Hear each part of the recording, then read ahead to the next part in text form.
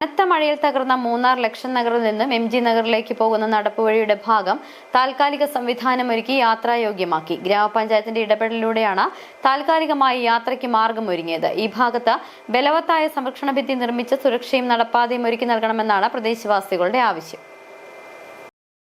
മൂന്നാർ ലക്ഷം നഗറിൽ നിന്നും MG നഗറിലേക്ക് പോകുന്ന നടപ്പുവഴിയുടെ ഒരു ഭാഗമായിരുന്നു കഴിഞ്ഞ ദിവസങ്ങളിൽ പെയ്ത കനത്ത മഴയിൽ തകർന്നത്. ഇതോടെ യാത്രയ്ക്കായി ഈ വഴിയെ ആശ്രയിച്ചിരുന്നവർ ദുരിതത്തിലായി.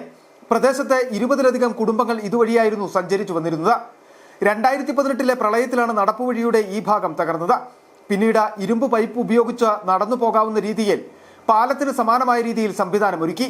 ഈ യാത്രാമാർഗമായിരുന്നു കഴിഞ്ഞ ദിവസങ്ങളിൽ പെയ്ത മഴയിൽ തകർന്നത്. മഴ കുറഞ്ഞതോടെ പഞ്ചായത്തിന്റെ ഇടപെടലിൽ വീണ്ടും സമാനമായ രീതിയിൽ പ്രദേശത്ത് യാത്രാമാർഗമൊരുക്കി.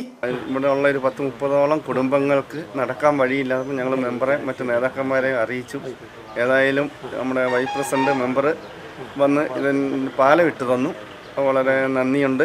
ഇനിയും ബാക്കിയുള്ള നടപടികൾ റെഡിയാക്കി തരാമെന്ന് MLA പറഞ്ഞിട്ടുണ്ടെന്ന് ഉറപ്പ് കൊടുത്തിട്ടുണ്ടെന്ന് മെമ്പർ പറഞ്ഞു. അതൊക്കെ ശരിയാക്കി തരുമെന്ന് ഞങ്ങൾ പ്രതീക്ഷിക്കുന്നു. தற்காலிகமாகிட்டு பஞ்சாயத்தின் பாகத்தில் இருந்துட்டு இந்த நடபாதை இப்போ தற்காலிகமாக அது போட்டு கொடுத்துருக்குது. இன்னும் அடுத்ததாக இதனுடைய சம்ரட்சண ഭിത്തി கட்டுறதுக்கு வேண்டி நல்ல ஒரு தொகை வேணும். அப்போ அதனால் இங்குள்ள MLA வந்து பார்த்துட்டு போயிருக்காரு. அவருடைய ഫണ്ടിലും നമ്മൾ കേട്ടിരിക്കും. അതേപോലെ ജില്ലാ പഞ്ചായത്തുക്ക് നമ്മൾ അറിയിച്ചിരിക്കും. കുടുംബങ്ങൾക്ക് നടന്നു പോകുവാൻ താൽക്കാലിക സംവിധാനം ഒരുക്കിയെങ്കിലും ഈ ഭാഗത്ത് ബലവത്തായ സംരക്ഷണ ഭിത്തി നിർമ്മിച്ച സുരക്ഷയും ഒപ്പം ഉറപ്പുള്ള നടപ്പാതയും ഒരുക്കി നൽകണമെന്നാണ് പ്രദേശവാസികളുടെ ആവശ്യം.